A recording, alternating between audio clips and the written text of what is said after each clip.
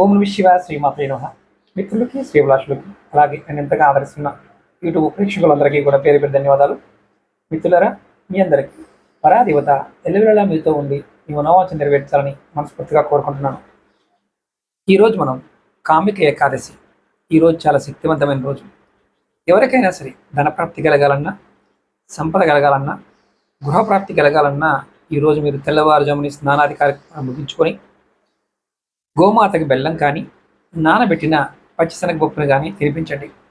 ఇలా చేయడం వల్ల మీకు సమస్త దేవతల అనుగ్రహంతో పాటు పితృదోషాలు కూడా తొలగిపోయి సొంతిల్లు కళ నెరవేరుతుందని మనకి పురాణ గ్రంథాలు చెప్తున్నాయి. ప్రయత్నం చేయండి. ఈ చిన్న చిన్న అవకాశాలు ఈ సమయంలో మనకి అందుబాటులో ఉన్నప్పుడు ఆ సమయంలో చిన్నవి ప్రయత్నించేయండి. మీరు బెల్లం కానీ నానబెట్టిన శనగపప్పు కానీ పచ్చిశనగపప్పును కానీ ఖచ్చితంగా ప్రయత్నించేయండి. అలాగే మీకు ఈ వీడియో నచ్చినట్టు లైక్ చేసి ఈ వీడియోని 10 మంది మిత్రులకి షేర్ చేయండి. వాట్సాప్, ఫేస్బుక్, ట్విట్టర్ గ్రూపుల్లో కూడా మీరు వాటిలో కూడా ఈ వీడియోని షార్ట్ వీడియోని షేర్ చేయండి. ఓం నమః శివాయ శ్రీమాత్రే నమః.